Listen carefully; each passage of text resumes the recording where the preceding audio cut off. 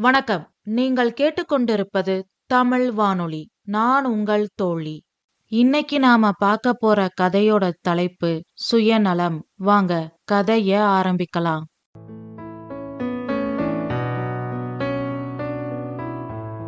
அத்தியாயம் 1.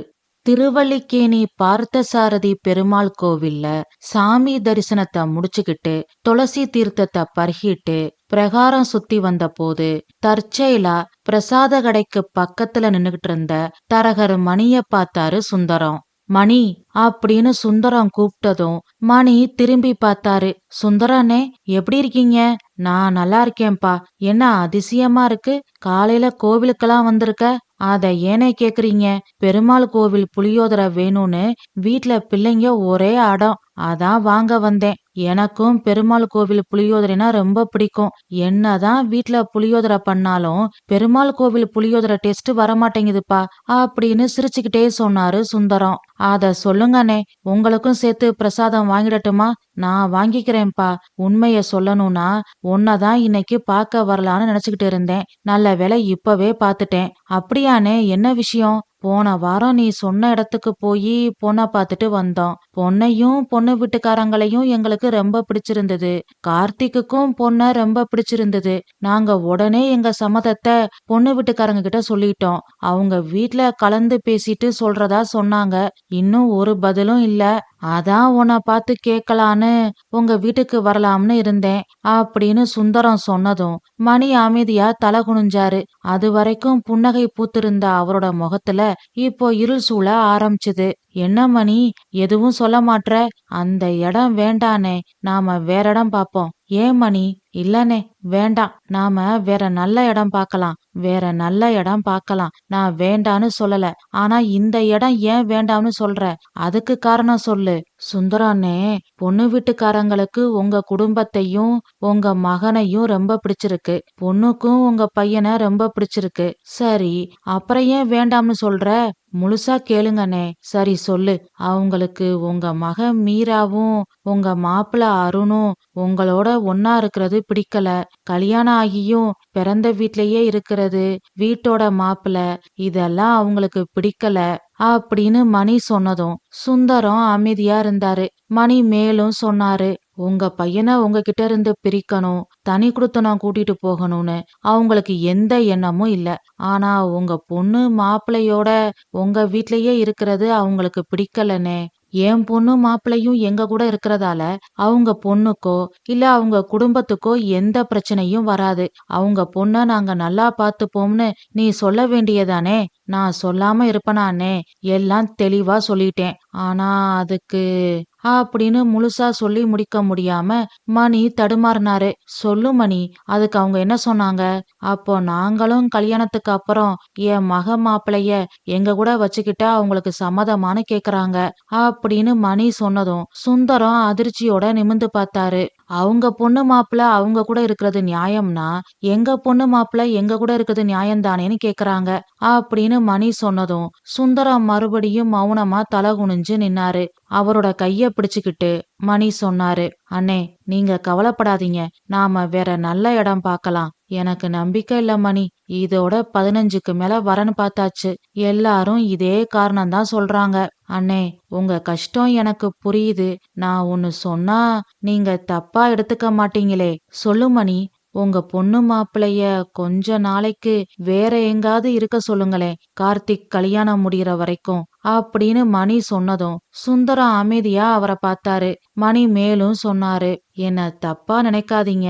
பொண்ணு மேல உள்ள பாசத்தால நீங்க கூடவே உங்க பொண்ணு மாப்பிளைய வச்சுக்கிறது தப்பு இல்ல.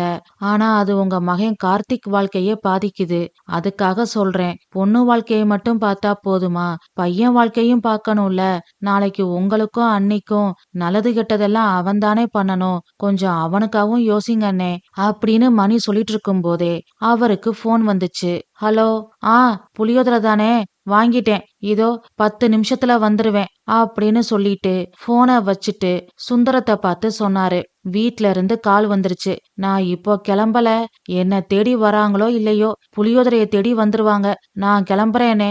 நான் சொன்னதை தப்பா நினைச்சுக்காதீங்க. கார்த்திக் வாழ்க்கைக்காக தான் அப்படி சொன்னேன். நீங்களும் அண்ணியும் கலந்து பேசி நல்ல முடிவா சொல்லுங்க. நானும் நம்ம கார்த்திக்குக்கு வேற நல்ல இடம் பாக்குறேன் அப்படின்னு சொல்லிட்டு மணி அங்கிருந்து கிளம்புனாரு. அவர் போற திசைய வெறிச்சு பார்த்தபடி நின்னுகிட்டு இருந்தாரு சுந்தரம். கொஞ்ச நேரத்துக்கு அப்புறம் பிரகாரத்துல ஒரு இடத்துல போய் அமைதியா உட்கார்ந்தாரு சுந்தரம். மணி சொல்றதும் நியாயம்தானே. நாளைக்கு தனக்கும் தன்னோட மனைவிக்கும் நல்லது கெட்டது செய்ய போறது கார்த்திக் தானே. அவன் வாழ்க்கைய நாம பார்க்க வேண்டாமா? மக வாழ்க்கையே பார்த்துக்கிட்டே இருந்தா போதுமா? என்னதான் இருந்தாலும் மக இன்னொரு வீட்டுக்கு உரிமையானவ. ஆனா மகன் தங்களுக்கே உரியவன். அதுக்காக மகளை பாத்துக்க வேண்டான்னு யாரும் சொல்லலையே. மகன் வாழ்க்கைய கேள்விக்குறியாக்கிட்டு மகளை பாத்துக்க வேண்டான்னு தானே மணி சொல்றாரு. இதுவும் சரிதானே அப்படின்னு யோசிச்சபடி உட்கார்ந்திருந்தாரு சுந்தரம். கண்களை மூடி நீண்டதொரு பெருமூச்சு விட்டாரு. அவருடைய எண்ண ஓட்டங்கள் எங்கெங்கோ போச்சு.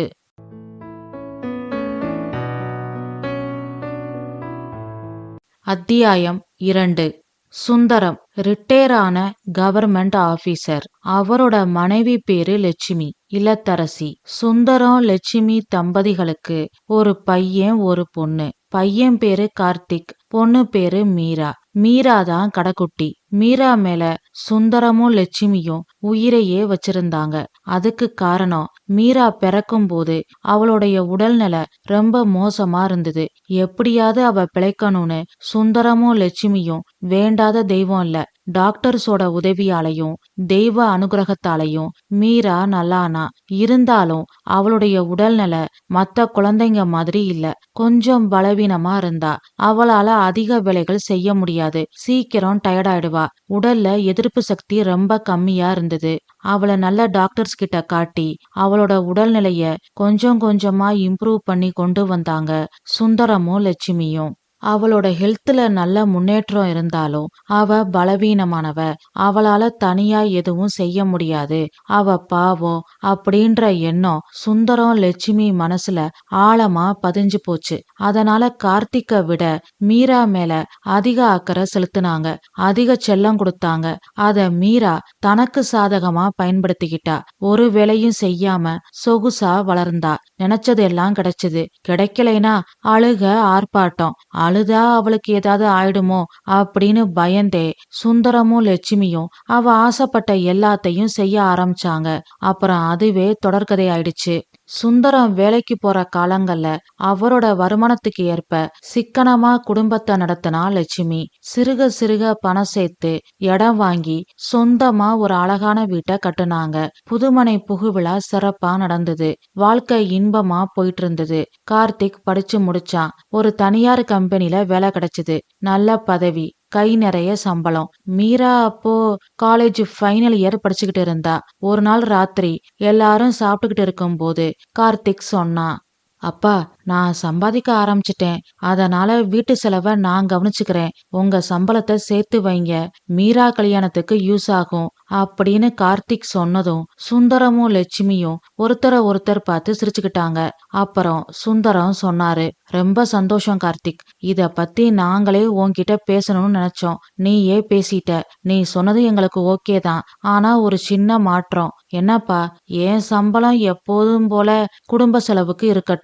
உன் சம்பளத்தை சேர்த்து வச்சு மீரா கல்யாணத்தை ஜாம் ஜாமு நடத்திடலாம் அப்படின்னு சுந்தரம் சொன்னதும் கார்த்திக் ஒருவித குழப்பத்தோட அவரை பார்த்தான். என்ன கார்த்திக், நான் சொல்றது புரியலையா? என்னோட சம்பளத்தை விட உன் சம்பளம் அதிகம். அத சேர்த்து வச்சா கல்யாணத்துக்கு யூஸ் ஆகுமேன்னு சொன்னேன். ஓ, நீங்க அப்படி யோசிச்சிருக்கீங்களா? நான் வேற மாதிரி யோசிச்சேன்பா. என்ன யோசிச்ச? இல்லப்பா, எனக்கு சம்பளம் அதிகம். அதனால கொஞ்சம் தாராளமா சந்தோஷமா செலவு செய்யலாம். வேணுங்கிறத வாங்கிக்கலாம். உங்க சம்பளத்தை சேர்த்து வைக்கலாம்னு நினைச்சேன். புரியுது கார்த்திக். ஆனா அனாவசிய செலவு குடும்பத்துக்கு நல்லது இல்லப்பா. மீரா கல்யாணம் தான் நமக்கு முக்கியம். அவளுக்கு கல்யாணம் பண்ணிட்டா அப்புறம் நீ ஆசைப்பட்டபடி தாராளமா சந்தோஷமா செலவு செய்யலாம். வேணுங்கிறத வாங்கிக்கலாம். ஓகேப்பா, அப்படியே செஞ்சிடலாம். அப்போ இன்னும் 2 மாசத்துல மீராவோட படிப்பு முடிஞ்சிரும். இப்பவே மாப்பிள்ளை பார்க்க வேண்டியதானே அப்படின்னு கார்த்திக் சொன்னதும் மீரா செல்லமா சினுங்கிக்கிட்டே சொன்னா. இதெல்லாம் ரொம்ப போங்கா இருக்கு. நீ மட்டும் படிச்சுட்டு வேலைக்கு போவ, நான் மட்டும் படிச்சுட்டு புருஷன் வீட்டுக்கு போகணுமா அப்படின்னா செல்ல கோபத்தோட. ஓ, அப்போ உனக்கு கல்யாணம் வேண்டாமா? ரொம்ப சந்தோஷம். நீ வேலைக்கு போய் பணத்தை சேர்த்து வையி, நான் ஒரு நல்ல பொண்ணா பார்த்து கல்யாணம் பண்ணிக்கிறேன் அப்படின்னு கார்த்திக் சொன்னதும் லட்சுமி சொன்னா. நல்லா இருக்குடா நீ பேசுறது. வயசு பிள்ளைய வீட்டுல வச்சுக்கிட்டு நீ கல்யாணம் பண்ணிக்கிறியா? பின்ன என்னம்மா, அவ தானே அப்படி சொன்னா. அவ சின்ன பிள்ளை, அவளுக்கு என்ன தெரியும்? முதல்ல அவளுக்கு ஒரு நல்ல இடமா பார்க்கணும் அப்படின்னு லட்சுமி சொன்னதும் கார்த்திக் மீராவை பார்த்து கேலியா சிரிச்சான். என்னப்பா ஒரு மாதிரியா சிரிக்கிற? இல்ல, இவளுக்கு சுடுதண்ணீர் கூட வைக்க தெரியாது. இவ கல்யாணம் பண்ணி குடும்பம் நடத்தி சமையல் பண்ணி பாவம் மாப்பிள்ள எவன் மாட்டிக்க போறானோ அப்படின்னு கார்த்திக் சொல்லி சிரிச்சான். சுந்தரமும் சிரிச்சாரு, லட்சுமியும் சிரிச்சா. இத பார்த்ததும் மீராவுக்கு கோபம் வந்தது. சோகமா இருந்தா. லட்சுமி சொன்னா, கார்த்திக் அவளை கிண்டல் பண்ணாத, அதெல்லாம் என் பொண்ணு சூப்பரா குடும்பம் நடத்துவா, பாக்கலாம் பாக்கலாம் அப்படின்னு சொல்லிட்டு சிரிச்சுக்கிட்டே அங்கிருந்து எழுந்து போனான். அவன் கிடக்குறான், நீ சாப்பிடு அப்படின்னு மீராவை பார்த்து சொன்னா லட்சுமி. இப்படி கேலியும் கிண்டலுமா புன்னகையும் சந்தோஷமா அவங்க வாழ்க்கை போயிட்டு இருந்தது. எதிர்காலத்துல இந்த கேலியும் கிண்டலும் மறைய போகுதுன்னு தெரியாம எல்லாரும் சந்தோஷ கடல்ல தத்தளிச்சுக்கிட்டு இருந்தாங்க.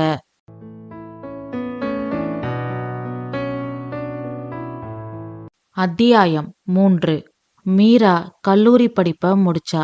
அவளோட உடல்நிலைய பத்தி மருத்துவர்கிட்ட கேட்டு தெரிஞ்சுக்கிட்டாங்க. தாராளமா அவளுக்கு கல்யாணம் பண்ணி வைக்கலாம் அப்படின்னு டாக்டர் சொன்ன பிறகுதான் சுந்தரமும் லட்சுமியும் மும்மரமா மீராவுக்கு வரன் பார்த்தாங்க. தரகர் மணி மூலம்தான் ஒரு வரன் வந்தது. மாப்பிள்ளையோட பேரு அருண். அருணோட அப்பா பேரு ராமநாதன், அம்மா பேரு ஜானகி. ராமநாதன் ஒரு சிறிய வன்பொருள் மற்றும் கட்டுமான பொருட்கள் கடைய நடத்திட்டு வந்தாரு. அந்த கடை அவங்களோட சொந்த கடை. அது மூலம் வர வருமானம் அவங்க குடும்பத்துக்கு போதுமானதா இருந்தது. பெரிய அளவுல பணம் புரள்ற வியாபாரம் அப்படின்னு சொல்ல முடியாட்டியும் நிலையான வருமானத்தை தரக்கூடிய நல்ல வியாபாரம் அப்படின்னு பெருமையா சொல்லலாம். ஒவ்வொரு நாளும் அவர் அதிகாலையில எந்திரிச்சு குளிச்சுட்டு கடையை திறந்து சிமெண்ட் மூட்டைகள், பெயிண்ட் கேன்கள், பைப்பு இந்த மாதிரி பொருட்களை எல்லாம் கவனமா எடுத்து அடுக்கி வைப்பாரு. செய்யும் தொழிலே தெய்வம் அப்படின்ற மாதிரி கண்ணும் கருத்துமா கடைய பாத்துக்கிட்டு வந்தாரு. ஜானகி இல்லத்தரசி. ராமநாதன் ஜானகி தம்பதிகளுக்கு ஒரே ஒரு பையன்தான். அவன்தான் மீராவுக்கு பார்த்திருக்கிற மாப்பிள்ள அருண். கல்லூரி படிப்பை முடிச்சிட்டு அப்பாவுக்கு துணையா கடைய பாத்துக்கிறான். இன்னும் சொல்ல போனா இப்போ கடையோட முழு நிர்வாகமும் அருண் தான். ராமநாதன் ஓய்வுல தான் இருக்காரு. விசாரிச்ச வரையில மாப்பிள்ளையோட குடும்பம் நல்ல குடும்பம்னும் மாப்பிள்ளை வீட்டார் ரொம்ப நல்லவங்கன்னு தெரிய வந்தது. அதனால சுந்தரம் லட்சுமிக்கு இந்த இடம் ரொம்ப பிடிச்சு போச்சு. அவங்களுக்கு மாப்பிள்ளை வீட்டார பிடிக்கிறதுக்கு இது மட்டும் காரணம் அப்படின்னு சொல்லிட முடியாது. இன்னொரு மிக முக்கியமான காரணமும் இருக்கு. மாப்பிள்ளை வீடும் சென்னை தான், அதுவும் சேப்பாக்கம்தான். திருவல்லிக்கேணியில இருந்து நடந்து போனா 20 நிமிஷத்துல சேப்பாக்கம் போயிடலாம். ஆட்டோ பைக்ல போனா 10 நிமிஷத்துல போயிடலாம். மகளை பக்கத்திலேயே கட்டி கொடுத்தா அடிக்கடி போய் பார்த்துட்டு வரலாம். மகளும் அடிக்கடி தன்னோட வீட்டுக்கு வரலாம். இது ஒரு காரணம் போதாதா பெண்ணை பெத்தவங்களுக்கு மாப்பிள்ளை வீட்டார பிடிச்சு போக? சுந்தரமும் லட்சுமியும் பெண் பார்க்க மாப்பிள்ளை வீட்டார வர சொல்லி தரகர் மணி மூலம் சொல்லி அனுப்புனாங்க. பெண் பார்க்கும் படலம். மீராவுக்கு அருணையும் அருணுக்கு மீராவையும் பிடிச்சு போச்சு. இரு வீட்டாருக்கும் எல்லா விஷயத்திலையும் பரிபூர்ண திருப்தி. அப்புறம் என்ன, ஒரு நல்ல நாள்ல அருண் மீரா திருமணம் நடந்து முடிஞ்சது. மீரா புகுந்த வீட்டுக்கு போனா. மக எப்படி இருக்காளோ, காஃபி ஒழுங்கா போட்டிருப்பாளோ, புகுந்த வீட்டு ஆட்களுக்கு இவ ஹெல்த்த பத்தி தெரியாதே, அதிகமா வேலை கொடுத்துட போறாங்க, மயக்கம் வந்துட்டா அப்படின்னு சதா சர்வ காலமும் மகளை பத்தியே சிந்திச்சு கவலைப்பட்டுக்கிட்டு இருந்தா லட்சுமி.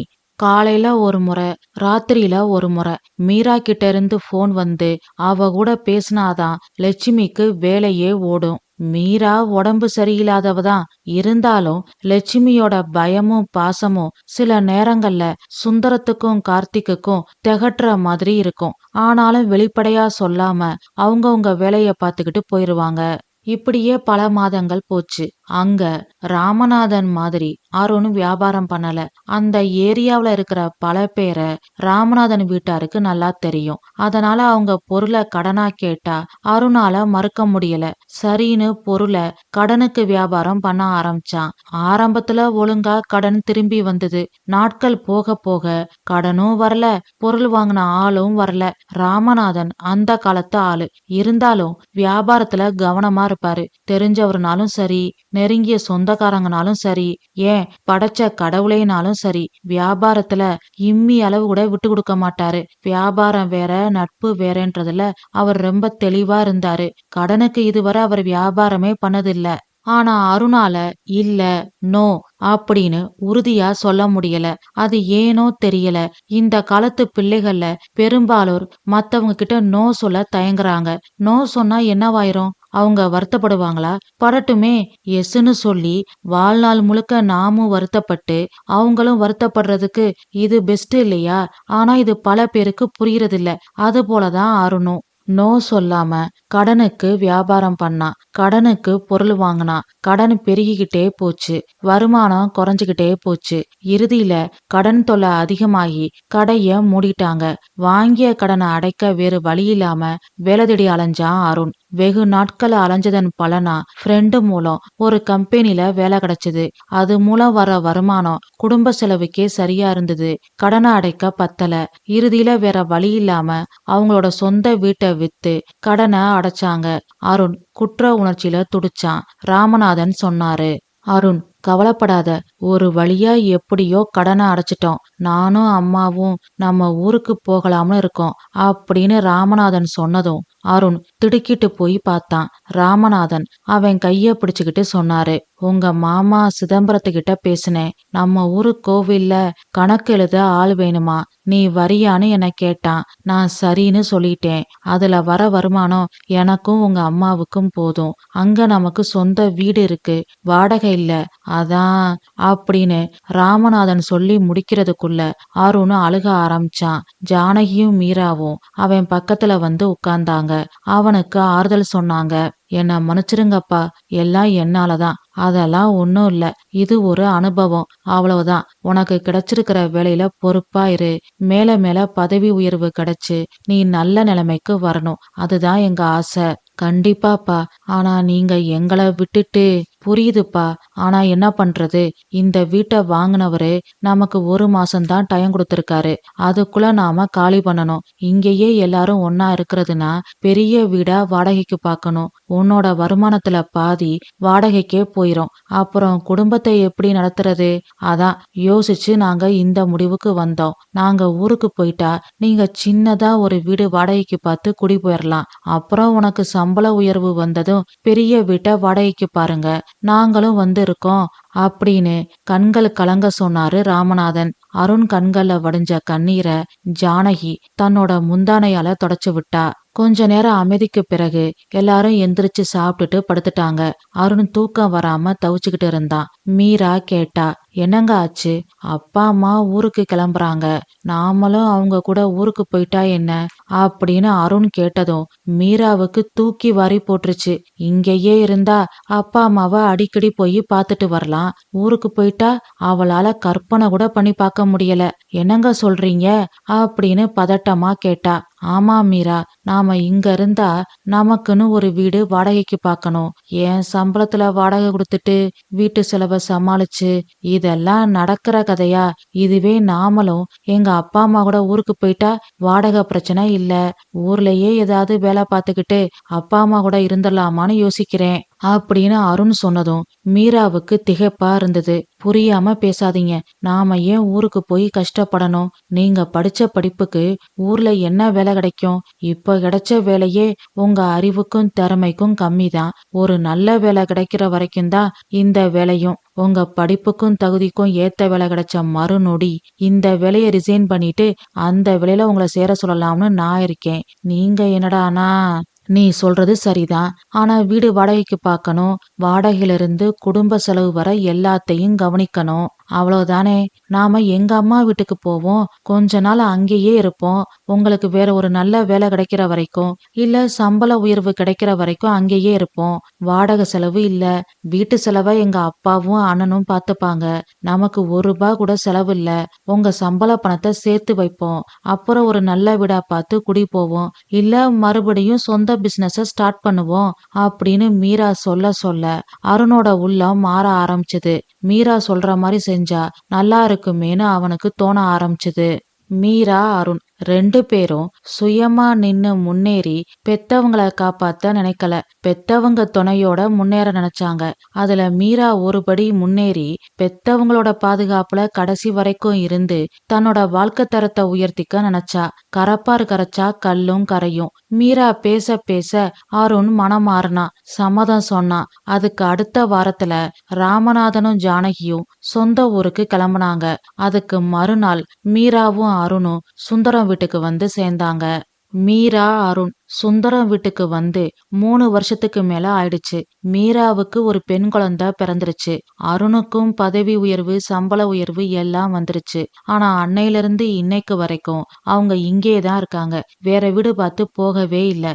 அருணோட சம்பளம் எல்லாம் அவங்களோட பேங்க் அக்கவுண்ட்ல சேவிங்ஸா உயர்ந்துகிட்டே போச்சு. கார்த்திக் சுந்தரத்தோட சேவிங்ஸ் அக்கவுண்ட்ல இருந்து பணம் குறைஞ்சுகிட்டே இருந்தது. மகளுக்காக தான் இந்த பிறவியே அப்படின்ற மாதிரி லட்சுமி நடந்துகிட்டா.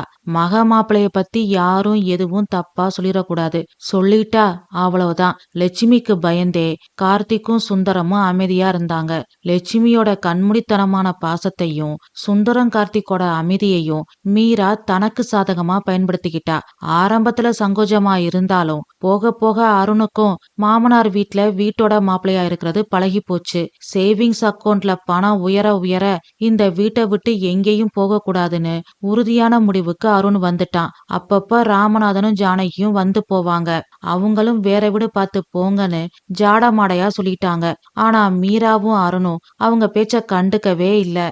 இந்த நிலையில தான் கார்த்திக்குக்கு வரன் வந்தது. மீராவும் அருணும் வீட்டோட இருக்கிறதால பெண் கொடுக்க பெண் வீட்டார்கள் தயங்குனாங்க. மாமனார் மாமியாரோட ஒன்னா இருக்கவே சம்மதிக்காத இந்த காலத்துல மாமனார் மாமியார், நாத்தனாரோட புருஷன்னு எல்லாரு கூடவும் ஒரே வீட்ல ஒன்னா இருக்க யாரு சம்மதிப்பாங்க?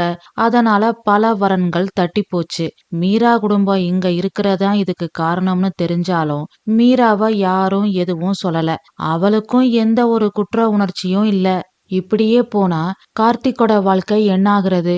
அவனோட திருமணம், அவனோட எதிர்காலம் அப்படின்னு இது எல்லாத்தையும் பத்தி யோசிச்சு சிந்திச்சுக்கிட்டு இருந்தாரு சுந்தரம். இன்னைக்கு லட்சுமி கிட்ட இது பத்தி பேசி ஒரு முடிவு எடுத்துறணும் அப்படின்னு மனசுக்குள்ள உறுதி செஞ்சுக்கிட்டாரு. அப்புறம் கோவிலிருந்து கிளம்பி வீட்டை நோக்கி நடந்தாரு.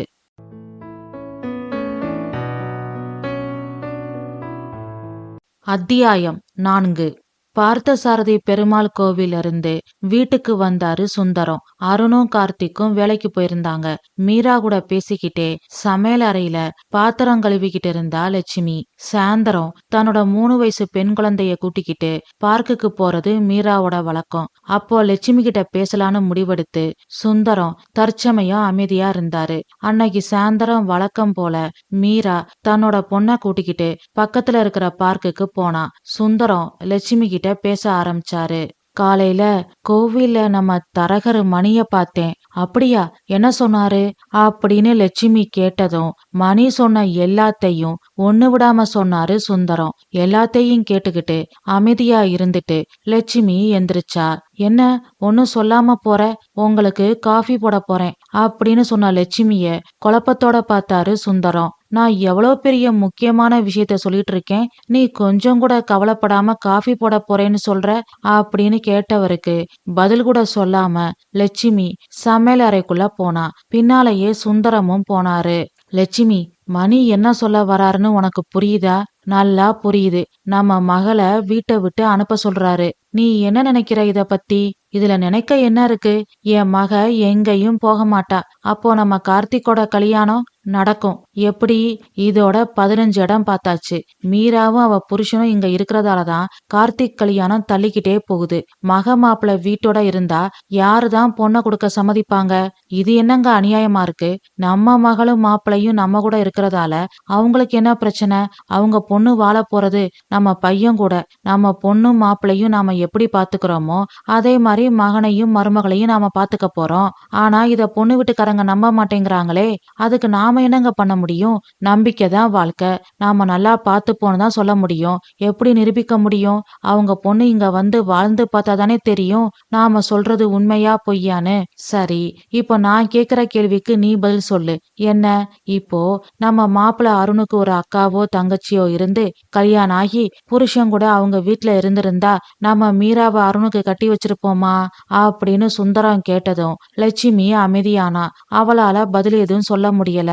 சுந்தரம் சிரிச்சுக்கிட்டே சொன்னாரு, நம்ம பொண்ணுனா ஒரு நியாயம், அடுத்தவங்க பொண்ணுனா ஒரு நியாயம். இப்படி பேசினா எப்படி லட்சுமி? கொஞ்சம் நான் சொல்ல வரத நீ புரிஞ்சுக்கோ அப்படின்னு சொன்ன சுந்தரத்தை லட்சுமி அமைதியா பார்த்தா.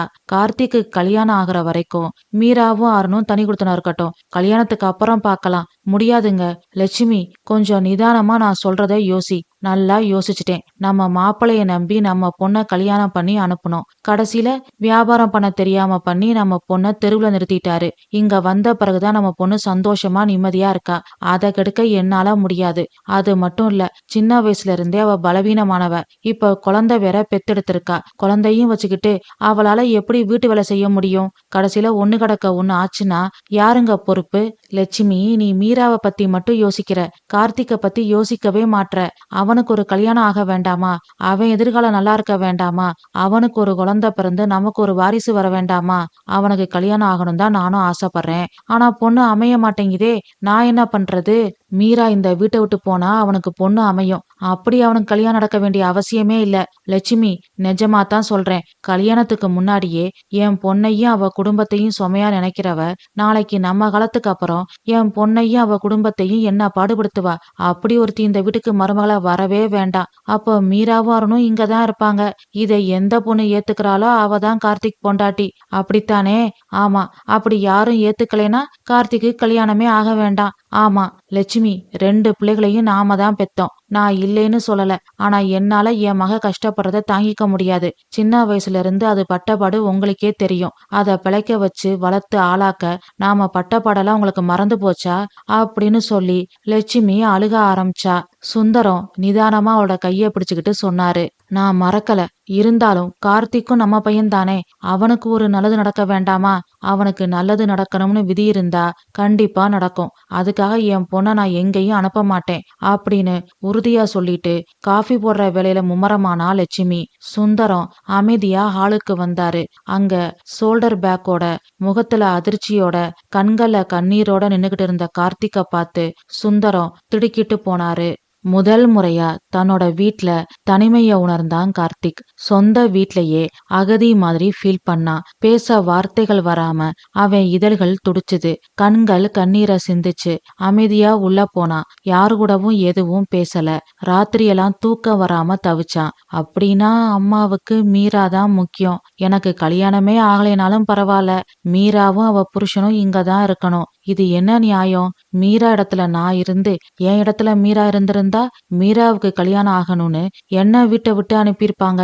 எப்படி பார்த்தாலும் மகதான் அவங்களுக்கு முக்கியம். அப்ப நான் எதுக்கு? அப்படின்ற கேள்வி அவனை தூங்க விடாம வாட்டி வதச்சுது.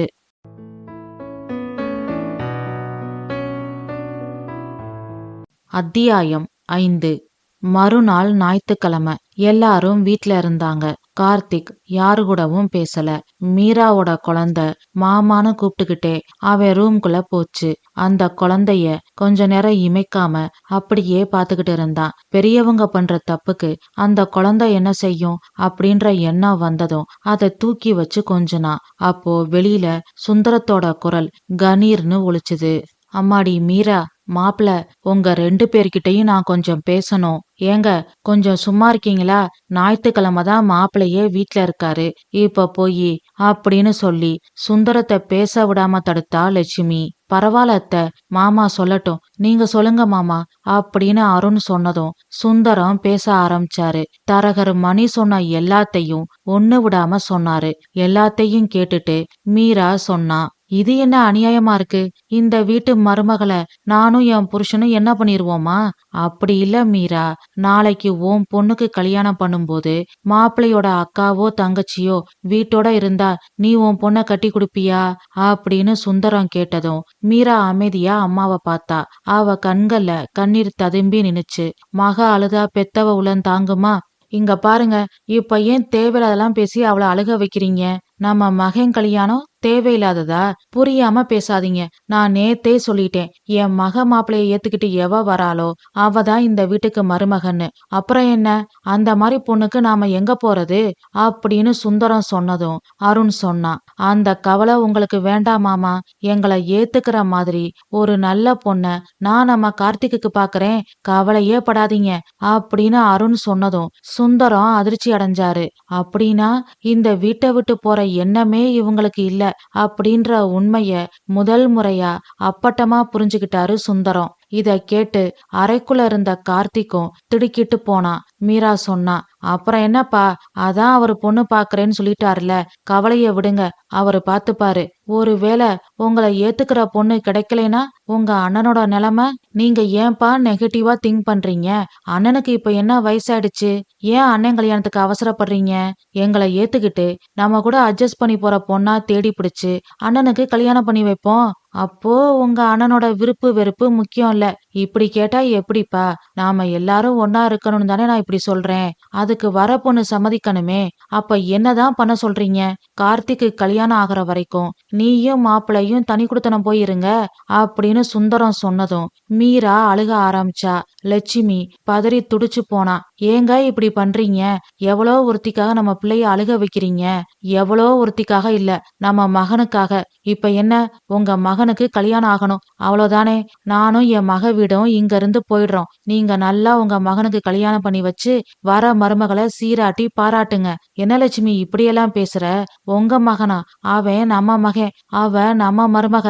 மருமகளா? யாரு? வர்றதுக்கு முன்னாடியே குடும்பத்தை பிரிக்க நினைக்கிறவ நாளைக்கு கடைசி காலத்துல நம்மள எப்படி பாத்துப்பா? நம்மள வீட்டை விட்டு துரத்தி விட்டுருவா. அப்போ நம்ம தெருவுல தான் நிக்கணும் அப்படின்னு லட்சுமி சொன்னதும் சுந்தரம் அமைதியா அவளை ஆழமா பார்த்தாரு. லட்சுமி மேலும் சொன்னா, இப்ப சொல்றேன் எழுதி வச்சுக்கோங்க. கடைசி காலத்துல நம்மள பாத்துக்க போறது நம்ம மக மாப்பிள தான். அவங்களுக்கு தான் நாம ஆதரவா இருக்கணும் அப்படின்னு சொல்லி அழுதுகிட்டு இருந்த மீராவோட கண்ணீரை தொடச்சு விட்டு, நீ அழுகாதடா செல்லம் அப்படின்னு ஆறுதல் சொன்னா லட்சுமி. சுந்தரம் மக மீராவ பரிதாபமா பார்த்தபடி கேட்டாரு. அம்மாடி, நீ என்னடா சொல்ற? நான் எங்கேயும் போக முடியாதுப்பா. அண்ணன் தலையெழுத்து எப்படியோ அப்படியே நடக்கட்டும் அப்படின்னு மீரா சொன்னதும் அறையில் இருந்த கார்த்திக்கோட கண்கள்ல இருந்து கண்ணீர் வடிஞ்சது. தங்கை மீராவோட திருமணத்துக்காக தன்னோட ஆசைகள் எல்லாத்தையும் மனசுக்குள்ள பூட்டி வச்சுட்டு தன்னோட முழு சம்பாத்தியத்தையும் மனசார செலவு பண்ணா அண்ணன் கார்த்திக். ஆனா இன்னைக்கு அண்ணன் கார்த்திக் திருமணத்துக்கு நாம தடையா இருக்குன்ற குற்ற உணர்ச்சி அவகிட்ட இல்ல. தனக்கு திருமணம் பண்ணி வச்ச அண்ணனுக்கு நாம திருமணம் பண்ணி வைக்கணும்ன்ற நன்றி கடனும் அவளுக்கு இல்ல. தனக்கு வாழ்வழிச்ச அண்ணனோட வாழ்க்கை செழிக்கணும்ன்ற எண்ணமும் அவகிட்ட இல்ல. அதுக்கு பதிலா நாம நல்லா இருக்கணும், பிறந்த வீட்ல கணவனோட இருந்தா வீட்டு வேலை இல்ல, செலவுக்கு பணம் கொடுக்க வேண்டிய அவசியம் இல்ல, கணவனோட சம்பாத்தியம் முழுவதும் சேமிப்பு, பிள்ளைய வளர்க்க கஷ்டப்பட வேண்டியதில்ல, ஆனந்தமா வாழலாம், தன்னோட சுகபோக வாழ்க்கைக்கு பங்கம் வந்துடக்கூடாதுன்னு சுயநலமா இருக்கிற தங்கச்சிய நினைக்கும் போது கார்த்திக்கோட உள்ளம் வேதனையில தவிச்சுது. அன்னைக்கு முழுவதும் அவன் யாருகிட்டையும் எதுவும் பேசல. ராத்திரி சாப்பிடும் போது சுந்தரம் பார்வையாலேயே அவன்கிட்ட மன்னிப்பு கேட்டாரு. அவன் கண்ணீரால பரவாயில்லைன்னு பதில் சொன்னான்.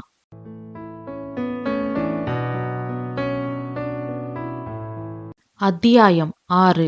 அடுத்த நாள் காலையில சாப்பிட கூட இல்லாம வேலைக்கு போனான். ஆபீஸ்ல அவன் ஃப்ரெண்டு மூலம் ஒரு வீட்டை வாடகைக்கு எடுத்தான். அன்னைக்கு சாயந்தரம் ஆபீஸ் முடிஞ்சு வந்ததும் ரூம்குள்ள போனான். அவனோட உடைமைகளை எடுத்துக்கிட்டு வெளியில வந்தான். எல்லாரும் அவனை வியப்போட பார்த்தாங்க. கார்த்திக் அப்பா சுந்தரத்தை பார்த்து நிதானமா சொன்னான், அப்பா, நான் ஒரு சின்ன வீடு வாடகைக்கு பார்த்திருக்கேன். நான் இனிமே அங்கேயே தங்கிக்கிறேன் அப்படின்னு கார்த்திக் சொன்னதும் எல்லாரும் திடுக்கிட்டு போனாங்க. லட்சுமி பதட்டத்தோட கேட்டா, ஏப்பா என்னாச்சு? ஒண்ணுலம்மா, சும்மாதான். சாப்பாட்டுக்கு என்ன பண்ணுவ? நான் சமாளிச்சுப்பேன். உனக்கு ஹோட்டல் சாப்பாடு ஒத்துக்காதேப்பா அப்படின்னு சொன்ன லட்சுமிய பார்த்து விரக்தியா சிரிச்சான். அப்புறம் சொன்னான், என்ன நான் பாத்துப்பேன், நீங்க உங்க மகளை பத்திரமா பாத்துக்கோங்க அப்படின்னு கார்த்திக் சொன்னதும் லட்சுமி அதிர்ந்து போனா. அப்புறம் சுந்தரத்தை பார்த்து கார்த்திக் சொன்னான், அப்பா தப்பா நினைக்காதீங்க, இனிமே என் சம்பள பணத்தை உங்ககிட்ட கொடுக்க முடியாது அப்படின்னு கார்த்திக் சொன்னதும் லட்சுமி, மீரா, அருண் 3 பேரும் திகைச்சு போயிட்டாங்க. பரவாயில்லப்பா, நீ உன் வாழ்க்கைய பாருப்பா அப்படின்னு சுந்தரம் சொன்னதும், என்னங்க நீங்களும் இப்படி சொல்றீங்க அப்படின்னு வேகமா கேட்டா லட்சுமி. வேற எப்படி சொல்ற? அவனை போக வேண்டான்னு சொல்லுங்க. எதுக்கு? எதுக்கா? அவன் நம்ம பிள்ளைங்க. ஓ, அவன் நம்ம பிள்ளைன்னு உனக்கு இப்பதான் ஞாபகம் வருதா? அவனோட கல்யாணத்தை பத்தி பேசும்போது உனக்கு அவன் நம்ம பிள்ளைன்னு ஞாபகம் வரலையா அப்படின்னு சுந்தரம் கேட்டதும் லட்சுமி அமைதியா தலகுனிஞ்சா. மீரா கார்த்திக்க பார்த்து சொன்னா, அண்ணா என் மேல கோபமா? அதனாலதான் கிளம்புறியா? என் மேல உனக்கு பாசமே இல்லைல? பாசம் இருந்ததாலதான் உன் கல்யாணத்தை நான் நடத்தி வச்சேன். நீ சொல்றது உண்மைதான் அண்ணே, நான் இல்லேன்னு சொல்லல. ஆனா நீ கிளம்பி போயிட்டீனா அப்பா அம்மா காசுக்கு கஷ்டப்பட மாட்டாங்களா? அதான் உன் வீட்டுக்காரரு சம்பாதிக்கிறாருல, அவரை கொடுக்க சொல்லு. மாமனார் வீட்டோட மாப்பிள்ளைய தங்க மட்டும்தான் உரிமையா? மாமனாருக்கு பணம் கஷ்டம்னா பணம் கொடுத்து உதவி செய்ய மாப்பிள்ளைக்கு உரிமை இல்லையா? என்னன்னா இப்படியெல்லாம் பேசுற? அப்போ உனக்கு உன் கல்யாணம் தான் முக்கியம். உனக்கு என் கல்யாணத்தை விட, என் வாழ்க்கைய விட உன்னோட சுகபோக வாழ்க்கை தான் முக்கியம். அப்போ அம்மா அப்பா என்ன பத்தியெல்லாம் உனக்கு கவலையே இல்ல. உனக்கு உன் சந்தோஷம்தான் முக்கியம். நீ வீட்டை விட்டு போயிட்டீனா எங்க நிலைமையெல்லாம் என்ன ஆகும்னு யோசிச்சு பாத்தியா? உங்க தலையெழுத்துப்படி நடக்கட்டும் அப்படின்னு சொன்ன கார்த்திக்க பார்த்து சுந்தரம் சொன்னாரு, சபாஷ் கார்த்திக், இப்பதான் நீ சரியான முடிவெடுத்திருக்க. இனி உன் வாழ்க்கையில ஜெயந்தான், போயிட்டு வா அப்படின்னாரு சுந்தரம். கார்த்திக் அந்த வீட்டை விட்டு வெளியேறினா. மாதங்கள் பல போச்சு. கார்த்திக்கோட ஆபீஸ்ல நித்யான்ற பொண்ணு புதுசா வேலைக்கு வந்து சேர்ந்தா. அவளோட அழகாலையும் குணத்தாலையும் கார்த்திக் ஈர்க்கப்பட்டான். 2 பேரும் பேசி பழகி ஃப்ரெண்ட்ஸ் ஆனாங்க. அவங்கள அறியாமலேயே லவ் பண்ண ஆரம்பிச்சாங்க. நித்யா கிட்ட தன்னோட குடும்பத்தை பத்தி ஒண்ணு விடாம சொன்னான் கார்த்திக். நித்யாவோட அப்பா பிரைவேட் கம்பெனில வேலை பாக்குறாரு. அம்மா இல்லத்தரசி. நித்யாவுக்கு ஒரு தம்பி காலேஜ்ல படிச்சுக்கிட்டு இருக்கான். அப்புறம் சுந்தரத்தை கூப்பிட்டு நித்யாவை அறிமுகம் பண்ணி வச்சான் கார்த்திக். நித்யா கிட்ட பேசினதுல இருந்து அவளுடைய நல்ல குணம் அவருக்கு புரிஞ்சுது. அதுக்கப்புறம் நித்யா வீட்டுக்கு போய் சுந்தரம் பேசினாரு. நித்யா வீட்ல அவங்களுடைய காதலுக்கு கிரீன் சிக்னல் கிடைச்சது. அன்னைக்கு சாயந்தரம் வீட்ல எல்லாரும் முன்னாடியும் சுந்தரம் கார்த்திக் நித்யா காதல் விஷயத்த பத்தி சொன்னாரு.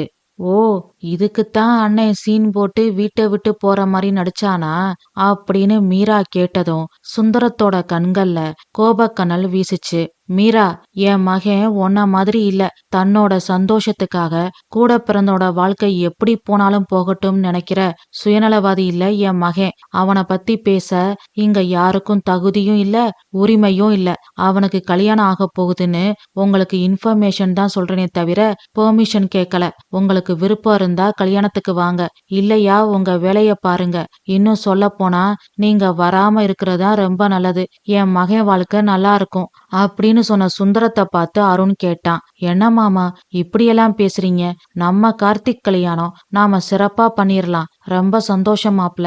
அப்புறம் உங்ககிட்ட ஒரு விஷயம் சொல்ல மறந்துட்டேன். அடுத்த மாசத்துல இருந்து வீட்டு செலவுல பாதிய நீங்க கொடுத்துருங்க அப்படின்னு சுந்தரம் சொன்னதும், என்னங்க மாப்பிள்ளை கிட்ட போயி அப்படின்னு பதட்டமா கேட்டா லட்சுமி. என்னோட பென்ஷன் பணத்தை மட்டும் வச்சு குடும்ப செலவை சமாளிக்க முடியல லட்சுமி. இதுக்குத்தான் அன்னைக்கே சொன்னேன் கார்த்திக்க வீட்டை விட்டு போக விட்டுருக்க கூடாதுன்னு. ஓ, அப்போ அவன் பணம் வேணும். ஆனா அவனுக்குன்னு ஒரு வாழ்க்கை வேண்டாம், அவனுக்கு கல்யாணம் ஆக வேண்டாம். காலம் முழுக்க உனக்கும் உன் மகளுக்கும் சம்பாதிச்சு கொட்டிக்கிட்டே இருக்கணும். அவன் என்ன உணர்ச்சியே இல்லாத ஏடிஎம் மிஷினா அப்படின்னு சுந்தரம் கேட்டதும் லட்சுமி, மீரா, அருண் 3 பேரும் ஒருத்தரை ஒருத்தர் பாத்துக்கிட்டாங்க. சுந்தரம் மேலும் சொன்னாரு, லட்சுமி, உனக்கு வேண்டியது உன் மக உன் கூடவே இருக்கணும், அவ்வளவுதானே? அவ இங்கதான் எப்பவும் இருப்பா. எனக்கு வேண்டியது அவங்களுக்கு ஆகுற செலவுக்கான பணம். நியாயமா பார்த்தா நாம 2 பேரு, அவங்க 3 பேரு. சரி, பேத்தி குட்டிக்கு ஆகுற செலவ கணக்கு பார்க்க வேண்டாம்னு தான் சரிபாதியா பிரிச்சு கேட்டேன். இல்லைனா 75% கேட்டிருப்பேன். எல்லாரும் சுயநலமா இருக்கும்போது நாம மட்டும் பொதுநலமா இருந்தா அது முட்டாள்தனம். அந்த முட்டாள்தனத்தை இனி எந்த காலத்திலயும் நானும் என் மகனும் பண்ண மாட்டோம் அப்படின்னு சொல்லிட்டு சுந்தரம் உள்ள போனாரு. அருண் அதிர்ச்சியில தொப்புன்னு சோஃபாவுல உட்கார்ந்தான். விழிகள்ல நீர் ததும்ப மீரா அம்மா லட்சுமிய பார்த்தா. பேச வார்த்தை இல்லாம லட்சுமி அமைதியா தலை குனிஞ்சு நின்னா. அடுத்த முகூர்த்தத்துல கார்த்திக் நித்யா திருமணம் சீரும் சிறப்புமா நடந்தது. எல்லார்கிட்டையும் மணமக்கள் ஆசீர்வாதம் வாங்கினாங்க. மீரா அருண் முகத்துல சந்தோஷமே இல்ல. கடமைக்கேன்னு வந்திருந்தாங்க. மக வருத்தப்பட்டு அவளுக்கு ஏதாவது ஆயிடுமோன்ற பயத்தோடையும் கலக்கத்தோடையும் லட்சுமி மகன் கார்த்திக் கல்யாணத்துல கலந்துகிட்டா. கார்த்திக் நித்யா தம்பதிகளை பார்த்து நித்யா வீட்டார் பூரிச்சு போனாங்க. தன்னோட மகனுக்கு ஒரு வாழ்க்கை அமைஞ்சிடுச்சு அப்படின்னு நினைச்சு சுந்தரம் ஆனந்த கண்ணீர் வடிச்சாரு. கார்த்திக் நித்யா தனி குடித்தனம் இனிதே ஆரம்பிச்சுது. சுயநலவாதிகள் இருந்து அவங்க விலகியே இருந்தாங்க. கதை முடிவுற்றது. இந்த கதை நான் எழுதின கதை. இந்த கதை உங்களுக்கு பிடிச்சிருந்தா லைக் பண்ணுங்க, ஷேர் பண்ணுங்க, கமெண்ட் பண்ணுங்க. நம்ம தமிழ் வானொலி சேனலை சப்ஸ்கிரைப் பண்ணாதவங்க சப்ஸ்கிரைப் பண்ணுங்க. மீண்டும் அடுத்த கதையில் சந்திப்போம். நன்றி, வணக்கம்.